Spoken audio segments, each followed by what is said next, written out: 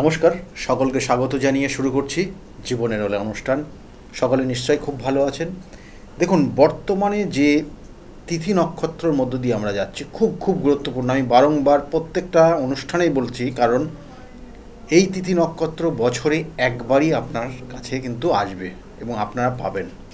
কারণ এই পক্ষ তিথি খুব গুরুত্বপূর্ণ, কারণ আগামী দিন আপনারা প্রত্যেকেই জানেন যে তর্পণ অনুষ্ঠান বলা হয় না, যে 12 মাসে 13 পার্বণ বাঙালিদের জন্য রয়েছে, বা আমাদের কিন্তু বিভিন্ন ক্ষেত্রে দেখা যায়। তাই 12 মাসে 13টা পার্বণ রয়েছে, যেমন তার সঙ্গে সঙ্গে এটাও রয়েছে কিন্তু যে আপনার ওই পার্বণ বা তিথি বা যে অনুষ্ঠান আপনি করছেন সেটা তার জন্য আলাদা গুরুত্ব রয়েছে, সেটার নির্দিষ্ট লক্ষ্যও রয়েছে। সেই রকমই একটা অনুষ্ঠান যেটা হচ্ছে তর্পণ অনুষ্ঠান। আপনারা অনেকে অনেকভাবে এটাকে নেন। অনেকে বলেন যে মহালয়ার অনুষ্ঠান, অনেকে ওই মহালয়ার অনুষ্ঠানের দিন তর্পণ করেন। বলা হচ্ছে হিন্দুদের বিশ্বাস করেন এই সময়ে তাদের স্বর্গীয় পিতৃপুরুষ স্বর্গলোক থেকে, অর্থাৎ সেই স্বর্গলোক ছেড়ে মর্তলোকে হাজির হন, তাদের আশেপাশে চলে আসেন। এটা বিশ্বাস মানুষের, এবং এই উদ্দেশ্যে তারা যে চলে আসছে তাদেরকে সেবা করা একটা সুযোগ আপনি পাবেন। সেই জন্য আমাদের যে পদ্ধতি তর্পণ, যে অনুষ্ঠান তর্পণ হয়, তর্পণ করা হয়, এই জলের দ্বারা কৃত পিতৃপুরুষ ও দেবতাদের তৃপ্তি বিধায়ক যে অনুষ্ঠান, সেটাকে বলা হয় তর্পণ। এটার অপর নাম কিন্তু বলা হয় পিতৃযজ্ঞ। বিভিন্ন ক্ষেত্রে বিভিন্ন জায়গায় এটার উল্লেখ রয়েছে, পিতৃযজ্ঞ। এবং এর সঙ্গে সঙ্গে এই অনুষ্ঠানটা শুধুমাত্র যে পূর্বপুরুষদের জন্যই না, সেখানে দেবতাদেরও কিন্তু আমরা তৃপ্তি বোধ, অর্থাৎ তাদেরকেও তৃপ্ত করাই, তাদেরকেও সেবা করার একটা সুযোগ পাই। সেই জন্য বলা হচ্ছে ব্রহ্মা বিষ্ণু মহেশ্বর প্রমুখ দেবদেবতা এবং তার সঙ্গে সঙ্গে বিশিষ্ট ব্যক্তিবর্গ, সপ্ত ঋষি, চতুর্দশ যম এবং দ্বাদশ পূর্বপুরুষ, পিতা পিতামহ, প্রপিতামহ, মাতামহ, প্রমাতামহ, এবং এই রকম যে দ্বাদশ পুরুষ, দ্বাদশ পূর্বপুরুষ, তাদের উদ্দেশ্যে আমরা ওই নির্দিষ্ট দিনটায় কী করি না, তর্পণের মাধ্যমে তাদেরকে সেবা করার সুযোগ পাই। কী করি আমরা? তাদেরকে জল দিই, তাদেরকে তিল দিই, এবং তারা শান্ত হয়। এখানে বলা হয় যে পূর্বপুরুষ বলতে আপনার ঠিক আগের, অর্থাৎ যিনি এই ধরাধামে রয়েছেন জীবিত অবস্থায়, তার ঠিক পূর্ববর্তী 3 পুরুষ, তারা হয়তো মৃত্যুবরণ করেছে, তারা হয়তো এই ধরাধামে নেই, কিন্তু তারা পিতৃলোকে গিয়ে অবস্থান করে। পিতৃলোকে অবস্থানরত অবস্থায় যারা থাকে তারা কিন্তু এই ধরাধামে আসে, এবং ওই পরবর্তী জেনারেশনের আবার যদি কারোর মৃত্যু হয়, তাহলে সে চলে যায় ওই পিতৃলোকে, এবং সে যে সর্বপ্রথম পিতৃলোকে অবস্থান করছিল, সে তৃতীয়, অর্থাৎ 3 নম্বর ব্যক্তি, তিনি কিন্তু স্বর্গলোকে চলে যান। এইভাবে পর্যায়ক্রমে এটা চলতে থাকে, অর্থাৎ 3 জন পিতৃলোকে 3 জেনারেশন অবশ্যই থাকে, এবং যেমন যেমন এই মর্তের থেকে সেখানে অবস্থান করে, এবং শেষে, অর্থাৎ যে প্রথম গিয়ে অবস্থান করছিল, সে গিয়ে আবার স্বর্গলোকে গিয়ে অবস্থান করে। এইভাবে চলতে থাকে। তাই ওই সেই সময়, অর্থাৎ এই বর্তমান যে আপনার ক্ষেত্রে আপনি হয়তো তর্পণ করতে যাচ্ছেন, তার মানে আপনার যিনারা, অর্থাৎ যারা পরলোক গমন করেছেন, সেই পরলোক গমন যারা করেছেন, তারা তাদের সেই ক্ষেত্রে 3টে জেনারেশন তারা কিন্তু পিতৃলোকে গিয়ে অবস্থান করছে। এবং এই সময়কাল পিতৃপক্ষ যখন শুরু হবে, সেই পিতৃপক্ষ শুরু হওয়ার সময়কাল থেকে তারা কিন্তু মর্তে ফিরে আসবে। মর্তে ফিরে আসবে, আপনাদের আশেপাশে তারা থাকবে। তাদের উদ্দেশ্য হচ্ছে তাদের সন্তানদের দেখার সুযোগ তারা পাবে, সন্তানের হাতের জল এবং খাদ্য সংগ্রহ করে তারা তৃপ্তি বোধ করবে। দেখুন, প্রেত আত্মার বা আত্মার উদ্দেশ্যে আপনি যখন যেটা দেবেন সেটা বলা হয় পিণ্ডদান, অর্থাৎ সেখানে তিল থাকে। দেখবেন যে আপনি যখন তর্পণ করবেন সেখানেও জল এবং তিল দিয়ে আপনি কিন্তু তাদেরকে এই সময় সেবা করার সুযোগ পাচ্ছেন। এই জিনিসটা কেন হলো, কিভাবে হলো, শাস্ত্রে বিভিন্নভাবে তার ব্যাখ্যাও রয়েছে। বলছে একদা কর্ণ, তিনি যখন যুদ্ধক্ষেত্রে তার যখন প্রাণ গেল, তখন তিনি কিন্তু এই পিতৃলোকে গিয়ে অবস্থান করেন। অর্থাৎ আমরা বলি না যে আপনি যেমন কর্ম করবেন সেই অনুযায়ী আপনি আপনার জীবনের ফল পাবেন। আপনি মৃত্যুবরণ করার পর আপনাকে যমদূত এসে যমালয়ে নিয়ে যাবে আপনাকে, এবং সেখানে আপনার জীবনের বিভিন্ন কর্মকাণ্ড লিপিবদ্ধ আছে। আপনি হয়তো ভাবছেন যে কেউ আপনার দেখেনি, কিন্তু সেখানে কিন্তু লিপিবদ্ধ হচ্ছে আপনি কোন অকর্ম করলেন, কোন শুভকর্ম করলেন, কারুর উপকার করলেন, কার অবনতি করলেন, কার খারাপ কাজ করলেন। আপনার ক্ষেত্রে কিন্তু সেটা আপনার জীবনপঞ্জিতে লিপিবদ্ধ হবে, এবং সেটা আপনার জন্য মৃত্যুর পরে সেই প্রায়শ্চিত্ত আপনাকে করতে হবে।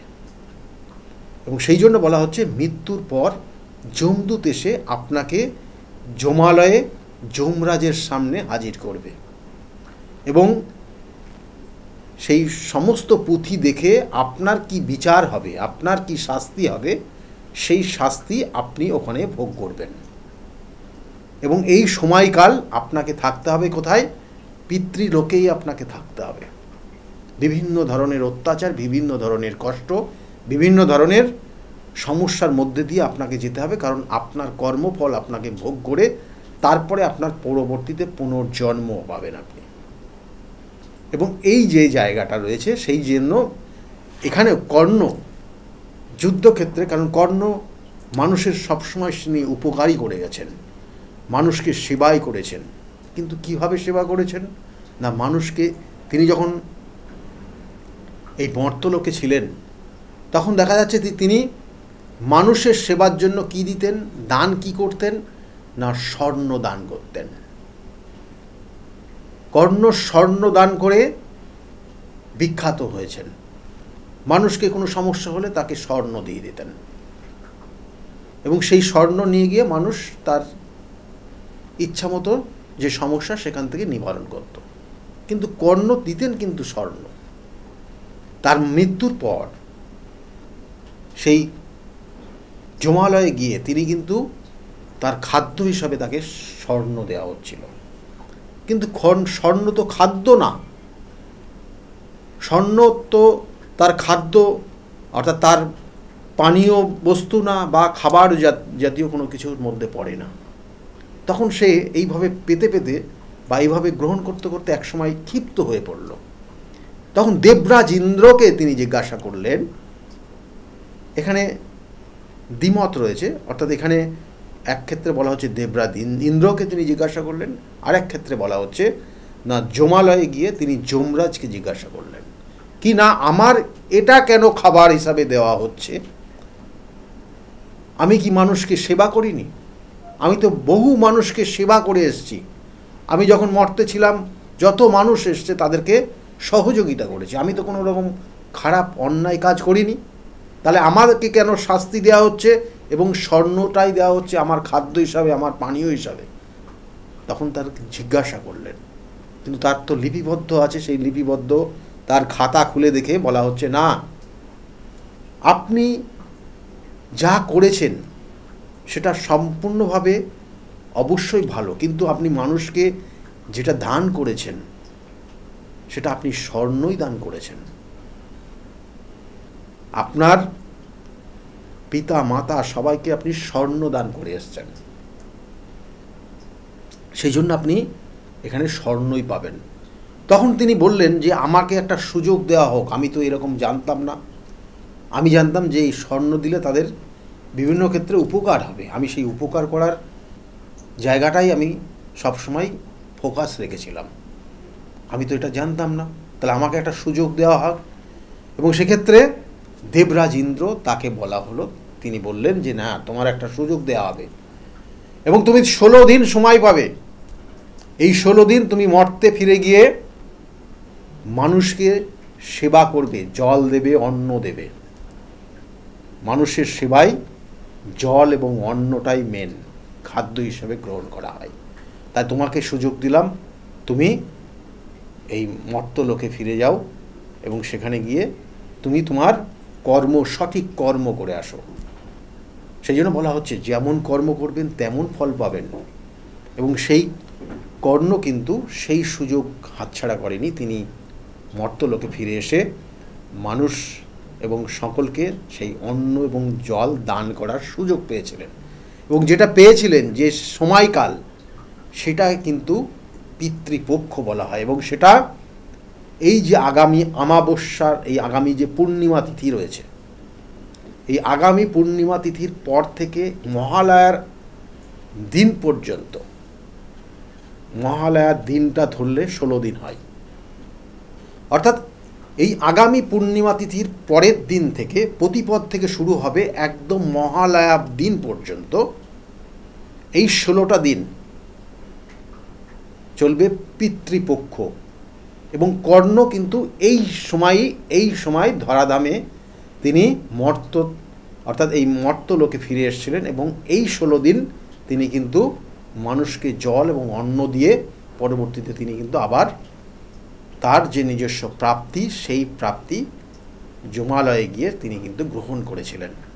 এবং সেই জন্য বলা হচ্ছে শাস্ত্রের যে যাদের পূর্বপুরুষদের উদ্দেশ্যে আপনি যদি, কারণ এই সময়টা মর্তলোক অর্থাৎ পিতৃলোক থেকে যে 3 জেনারেশন পিতৃলোকে অবস্থান করছে তারা কিন্তু মর্তলোকে ফিরে আসে। এই 16 দিন তারা মর্তলোকে থাকে, তার সন্তান, তার রিলেটিভ তাদের কাছে থাকে এবং তারা চায় তাদের সন্তানরা, তার পরিচিতরা তাদেরকে সেবা করুক, জল দান করুক, তিল দান করুক, যেভাবে হোক তাদের জন্য একটু ভালোবাসা তারা কামনা করে। এই সময় যদি আপনি আপনার পিতৃপুরুষদের উদ্দেশ্যে আপনি যদি কারোর কোনো সেবা করেন, তার ক্ষেত্রে তার আত্মার কিন্তু খুব আনন্দ পায় এবং সেই তার রিটার্নটা আপনি আপনার জীবনের সুখ, স্বাচ্ছন্দ্য, সমৃদ্ধিতে আপনি ভরিয়ে তুলতে পারেন। তাই এইটার গুরুত্ব অপরিসীম। এবং সেই জন্য বলা হচ্ছে, এবং এই যে তিথিগুলো, পক্ষগুলো বললাম পরপর প্রতিপদ তিথি, তারপরে আপনার দ্বিতীয়া, তৃতীয়া, চতুর্থী, পঞ্চমী, ষষ্ঠী, সপ্তমী, অষ্টমী, নবমী, দশমী এবং একাদশী, দ্বাদশী, ত্রয়োদশী, চতুর্দশী, তারপরে গিয়ে আবার অমাবস্যার তিথি পড়বে। এই যে প্রত্যেকটা তিথির তার গুরুত্ব রয়েছে।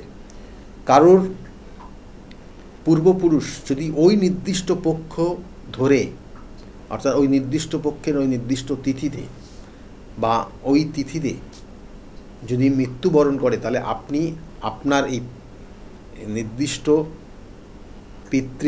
অর্থাৎ এখানে বলা হচ্ছে পিতৃপক্ষ চলাকালীন ওই নির্দিষ্ট তিথিতেই আপনি যদি তার জল বা তার অন্ন দান করেন, তাহলে তিনি কিন্তু খুব খুশি হবেন এবং আপনার ক্ষেত্রে অনেক আশীর্বাদ আপনি পাবেন।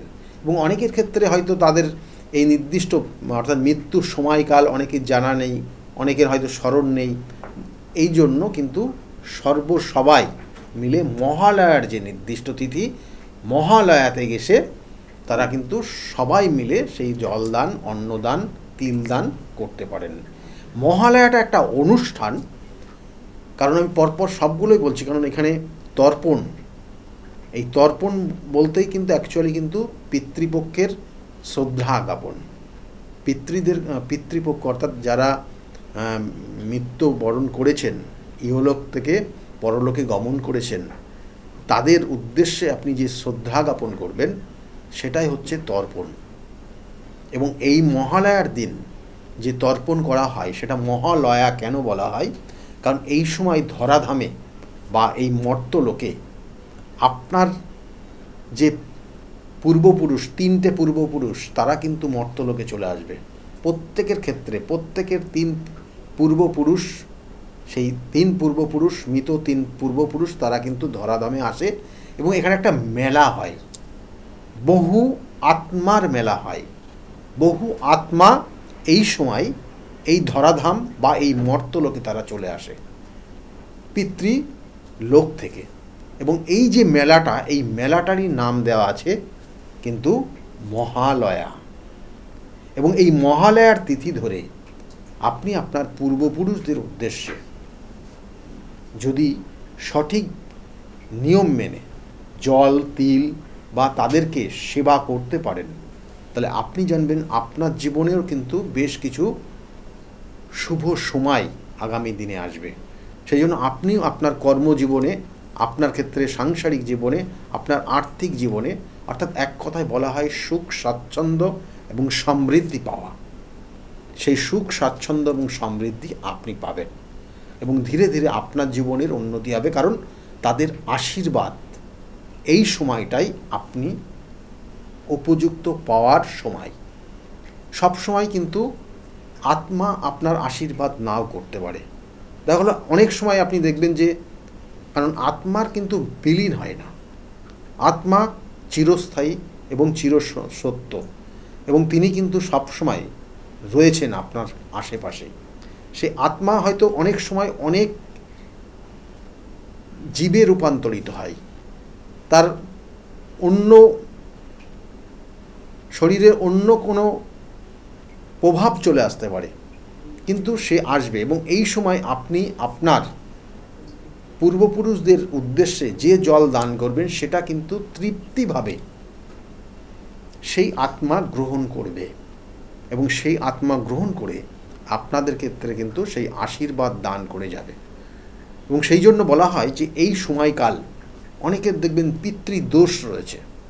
পিতৃদোষ বলতে শুধুমাত্র যে আপনার পূর্বপুরুষ যে ডেটে মারা গেছে সেই যে দোষ পেয়েছে সেটাই না, সেটা তো একটা দোষ অবশ্যই, তার জন্য তার সঠিক নিয়ম নিষ্ঠা কর্ম করেছেন, কিন্তু জেনেটিক কিছু প্রবলেম থেকে যায়। যেটা আমি কিছুক্ষণ আগে কর্ণ, তিনি মারা যাওয়ার পর তিনি যে কর্ম করেছিলেন পূর্বজন্মের, সেটার জন্য যে আপনি সাজা পাচ্ছিলেন তাকে সুযোগ দেওয়া হয়েছিল। সেই রকম আপনি হয়তো, আপনি জ্ঞানত বা অজ্ঞানত, আপনি আপনার জীবনে যে কর্ম করছেন সেটা হয়তো সঠিক না, তার জন্য অবশ্যই সঠিক না হলে আপনি সাজা পাবেন। তাহলে সেই জায়গার থেকে আপনি নিজেকে সুরক্ষিত রাখতে পারবেন। এই সময়টা সেই পূর্বপুরুষদের উদ্দেশ্যে আপনি যদি জল এবং তাদের সেবা করতে পারেন। এবং এর সঙ্গে সঙ্গে বলা হয় যে পিতৃদোষ আমাদের গ্রহগত কানেকশন অনুযায়ী, যদি অ্যাস্ট্রোলজির জায়গার থেকে বলি, তাহলে অ্যাস্ট্রোলজিতে দেখবেন 9টা গ্রহ রয়েছে। এই 9টা গ্রহের মধ্যে রাহু ছায়াগ্রহ, এবং এই ছায়াগ্রহের কানেকশান জন্মছকে যদি রবির সঙ্গে কানেক্টেড হয়ে যায়, এই ছায়াগ্রহের কানেকশান যদি জন্মছকে চন্দ্রের সঙ্গে কানেকশান হয়ে যায়, যেটাকে বলা হয় গ্রহণ। এবং অনেক ক্ষেত্রে দেখবেন যে পূর্ব জন্মের কোনো কর্মফল আপনি ভোগ করছেন, সেটা হয়তো আপনার রিলেটিভরা আপনার সঙ্গে সুসম্পর্ক রাখে না। প্রত্যেকটা আপনার জন্মছকে কানেকশান থাকে। আমরা সেই জন্য সেই হিসাব করে বলি যে আপনার ক্ষেত্রে এই পিতৃদোষটা রয়েছে, কারণ এটা জেনেটিক প্রবলেম আপনার ক্ষেত্রে থাকে এবং সেই জন্য আপনি আপনার এটা জেনারেশনের পর জেনারেশন হতে থাকে।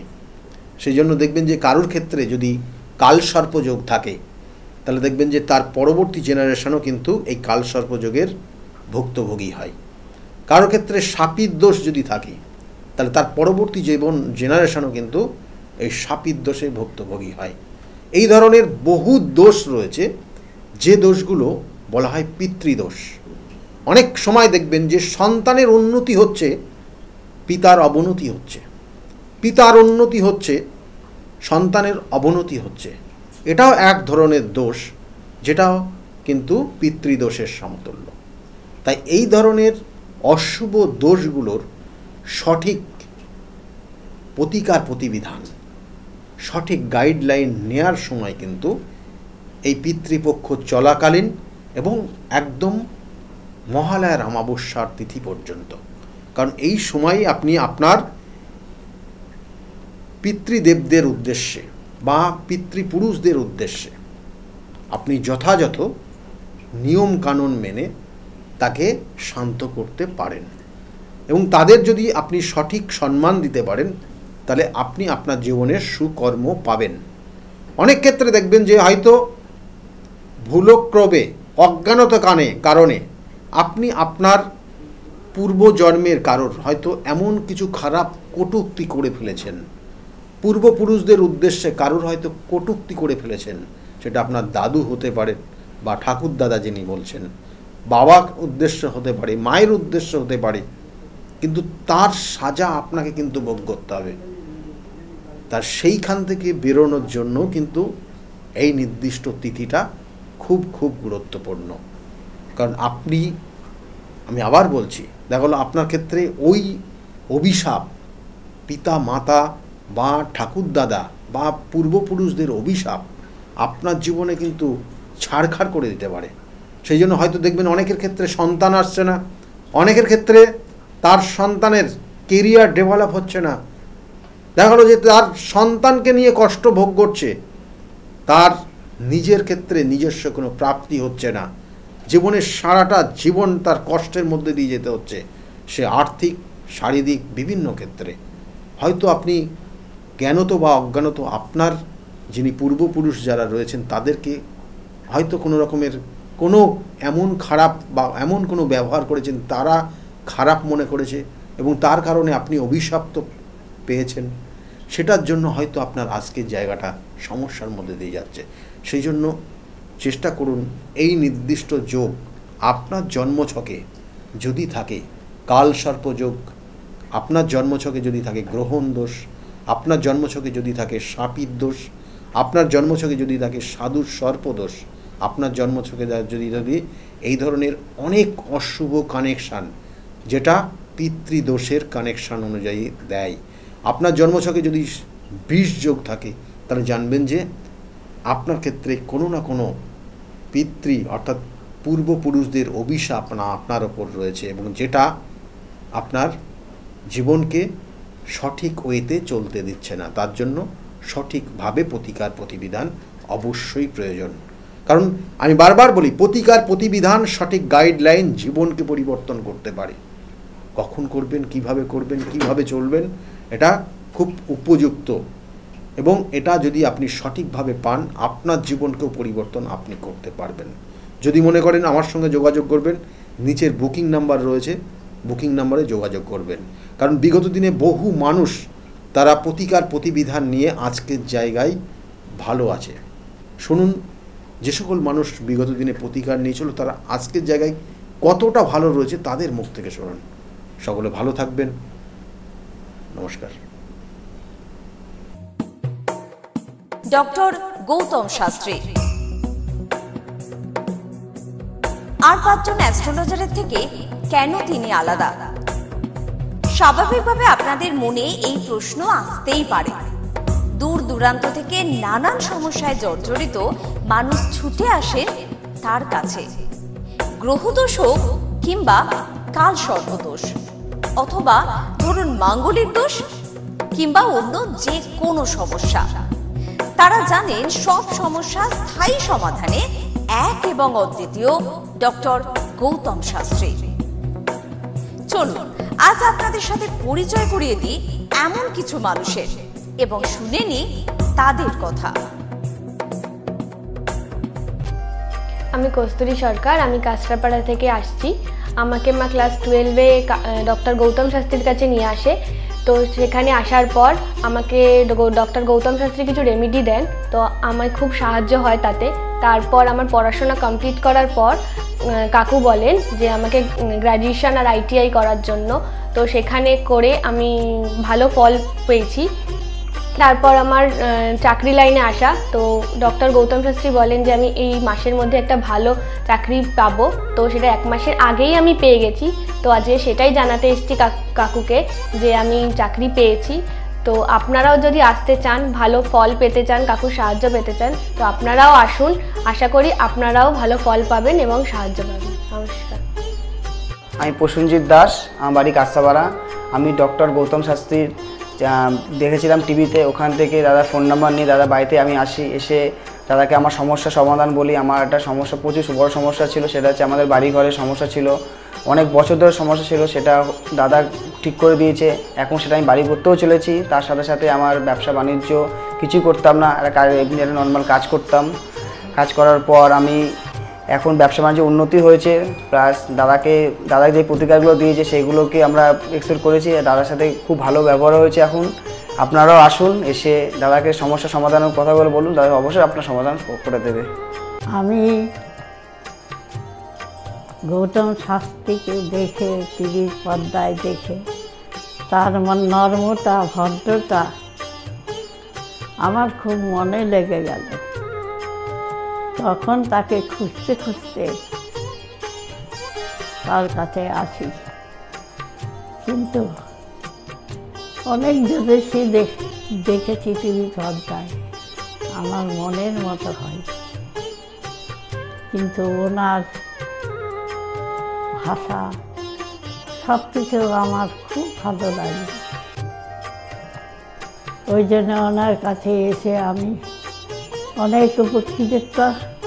আমার দেহের এবং মনের শান্তি, অনেক কিছু আমার নিজের জনদের, ছেলে মেয়ে, নাতনিদের জন্যে অনেক সমস্যা উনি সমাধান করে দিয়েছে। আমার অন্তর থেকে তাকে আমার ভালোবাসা ও আশীর্বাদ আমার তার মাথার উপরে। আমার জীবন নিয়ে আমি যতবার হসপিটালে গেছি ততবার আমাকে ফিরিয়ে নিয়ে এসছে। যখনই জানাতাম উনি ফোন ধরতে, সেই সমাধান আমাকে করে দিয়েছে। আমার গুরু স্বয়ং সে পাঠিয়েছে এখানে, তাছাড়া আমি তাকে চিনতামও না, জানতামও না। গৌতম শাস্ত্রীকে আমার প্রাণ ভরা আশীর্বাদ এবং ভালোবাসা। তার যেন সারা ভারতবর্ষময় তার সুনাম ছড়িয়ে পড়ে চারিদিকে। আমার গৌতম শাস্ত্রী, তার গুরু হচ্ছেন লোকনাথ বাবা, সে স্বয়ং তার মাথায় হাত বুলিয়ে দিয়েছেন। এই জন্য সবাই তাকে চিনছে, জানছে। তার কাছে অনেক মানুষ ছুটে আসছে শুধু শান্তির জন্যে, শুধু একটু শান্তির জন্যে ছুটে আসছে। আমার কোটি কোটি আশীর্বাদ, কোটি কোটি নমস্কার আমি জানালাম গৌতম শাস্ত্রীকে। আমাকে অনেক অনেক উপকৃত আমি হয়েছি। আমার এক নাতনি 16 বছর বাচ্চা হয় না, তাকে পর্যন্ত এনে দেখালাম, তার কোলেও বাচ্চা দিয়েছে। এর থেকে আনন্দ আমার আর কি আছে? তার কোনো চাহিদা নেই, কোনো চাহিদা নেই, দিলেই কি না দিলেই কি, কোনো চাহিদা নেই। আপনারা একবার এসে যোগাযোগ করেন। কামাখ্যা মা, তারা মা, গৌতম শাস্ত্রী তাদেরই একজন ভক্ত। তাদের সাধনার ফলে আজকে আমাদের প্রত্যেকের কাছে পৌঁছিয়ে দিচ্ছে সেই শান্তির সাহারা। যে যেখানে আছেন, আপনারা যারা আসেননি তারাও এসে তার সঙ্গে দেখা করুন, যোগাযোগ করুন।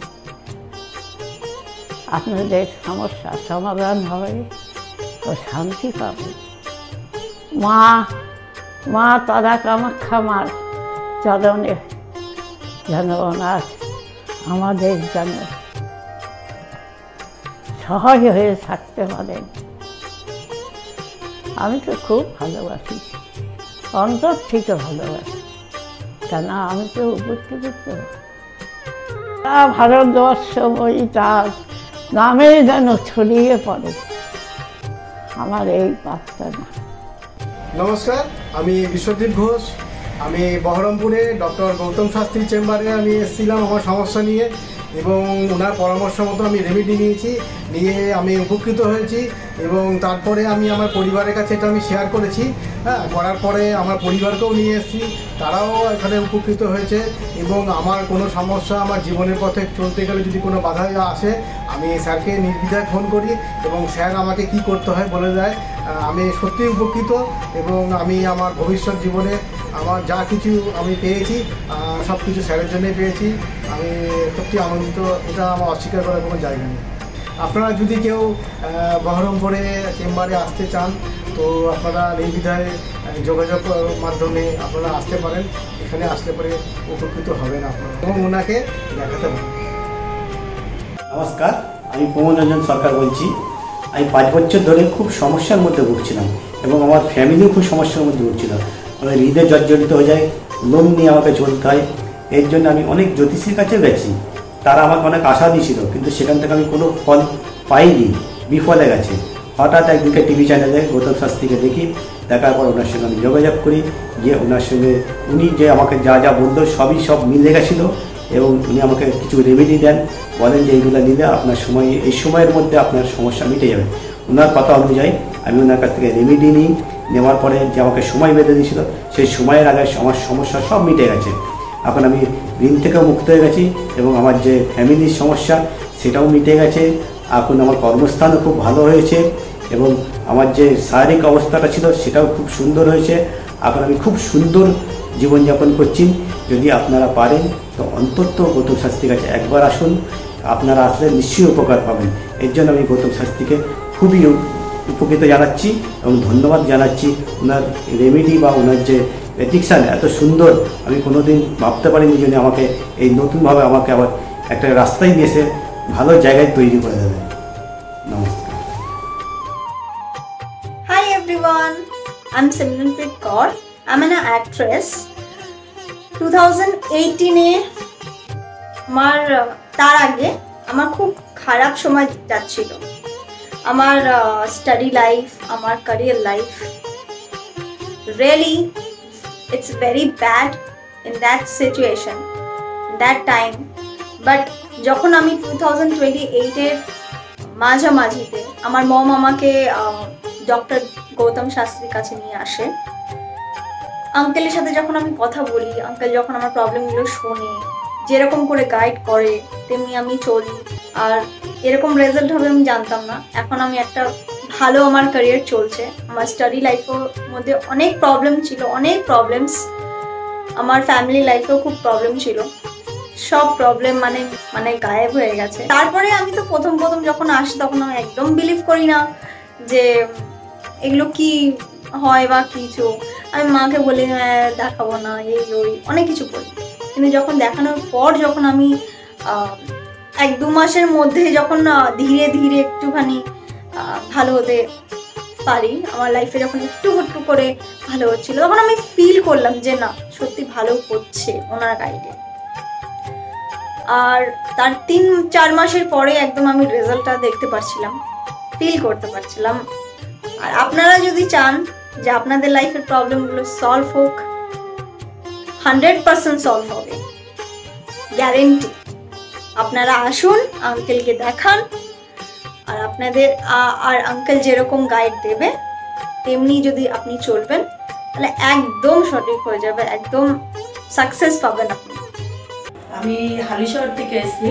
ধরো আমার নাম তো মলিনা ঘোষ, কিন্তু তোমার কি হয়েছে বলো তো, আমি দাদার কাছে অনেক বছর ধরে কয়েক বছর ধরে ভালোই এসেছি। আমি অনেক বিপদে পড়েছিলাম, তো তখন আমি এক টিভি চ্যানেলে দেখে, সবাই কিন্তু প্রোগ্রাম দেখে, সব সিরিয়াল দেখে, সব কিছু দেখে, কিন্তু আমি ওই সিরিয়াল সব কিছু ছেড়ে আমার এমন বিপদ হয়েছিল, আমি শুধু টিভির কাছে বসে শুধু এই শাস্ত্রীয় চ্যানেলগুলো দেখে দেখে আমি মনে ভাবতাম আমি কাকে মনের মতন পাবো। পেলাম যে সবাই এত চ্যানেলে, কিন্তু আমি সবাইকে দেখেছি, আমার দাদাকেই আমার খুব পছন্দ হলো। আমি খোঁজ করতে করতে করতে করতে আমি এমন বিপদ যে আমি এই বিপদে কি করে উঠবো, তখন ওই দাদার কাছে আসলাম। খোঁজ পেয়ে চিকিৎসা করতে করতে তখন দাদার কাছে এসে আমার অনেক বড় বিপদ ছিল, আমার ছেলে স্বামী সব নিয়ে আমার বাড়ির খুব অবস্থা খারাপ ছিল। আজকে ওনার কাছে এসে আমি অনেক উপকার পেয়েছি। আমি সবার কাছে বলছি, আমি এত লোক দেখছি, আমি বলি একটু যদি দাদার কাছে এসে সব ধৈর্য ধরে, কারোর বিফল হবে না, তার ফল ছাড়া বিফল হবে না। আমি ভাবি যে আমি অনেক লোকও পাঠিয়েছি, আমরা যদি প্রচার করতে পারি, অনেকে আছেন এই দাদার কথা বলবো না, বলবো না, কিন্তু না বলেন, মানুষ যদি বিপদের হাত থেকে বাঁচে সবারই তো ভালো হয়। কিন্তু দাদার কাছে আসার পরে আমার এমনও মাঝে একটা এমনও বিপদ গেছে, এই দাদাই আমাকে এই বিপদের হাত থেকে উঠিয়েছে। এর জন্য আমি দাদার কাছে সারা জীবনের জন্য কৃতজ্ঞ থাকি। দাদাকে চাই দাদাও ভালো থাকুক, আমরাও যেন দাদার কাছে এসে দাদা আরও সুস্থভাবে যেতে পারি। শুনলেন তো, এনাদের প্রত্যেকের আশা, ভরসা এবং বিশ্বাসের একটাই নাম, ডক্টর গৌতম শাস্ত্রী, যার সম্পর্কে আমরা এত কিছু শুনলাম। চলুন এবার দেখে নিই তিনি কি বলছেন। আজকের যে ফিডব্যাক আপনারা পাচ্ছেন, এগুলো কিন্তু আমার সবটাই আমার গুরুদেবের আশীর্বাদ। কারণ গুরুদেব আমাদেরকে একটাই জিনিসই বলেছিলেন যে যেভাবেই হোক মানুষকে উপকার করলে তোমার কিন্তু আগামী দিনে দেখবে তোমার মানুষ কিন্তু তোমার পাশে এসে দাঁড়াবে। এবং সেইভাবেই আমি কিন্তু যেভাবে সকলের উপকার বা আমি যতটা কাজ করছি সকলে উপকৃত হচ্ছে, এবং এর জন্য আমিও কিন্তু খুব আনন্দ পাই যখন তারা বলে যে না দাদা, আমি আপনার এই কারণে এই জন্য এসেছিলাম, এই কাজটা আমি পেয়ে গেছি। সুতরাং আমিও চাই যে এইভাবে মানুষের পাশে থেকে মানুষকে সহযোগিতা করে মানুষকে আরও ভালো জায়গায় পৌঁছে দেওয়া। যাদের খুব দুঃখের মধ্যে, কষ্টের মধ্যে আছে, তাদেরকে কিছুটা গাইড করে তারা যদি আরও ভালো জায়গায় যেতে পারি এবং ভালো জায়গায় তাদেরকে যদি নিয়ে যেতে পারি, এটাই হচ্ছে আমার মেন উদ্দেশ্য। অর্থাৎ তারা যদি আরও ভালো জায়গায় যেতে পারে, সেখান থেকে যে আনন্দ উপভোগ করতে পারবো আমি, সেটা কিন্তু চিরস্থায়ী থেকে যাবে। তাহলে আর দেরি কেন, চটপট ফোন করুন 9836410969 অথবা 8335805241 এই নাম্বারে। শুধুমাত্র একটি ফোন, যা পাল্টে দিতে পারে আপনার গোটা জীবন। জ্যোতিষবিদ, বাস্তুবিদ, হস্তরেখা বিশারদ, গোল্ড মেডেলিস্ট ও spiritual guide doctor Gautam Shastri, এক এবং অদ্বিতীয়।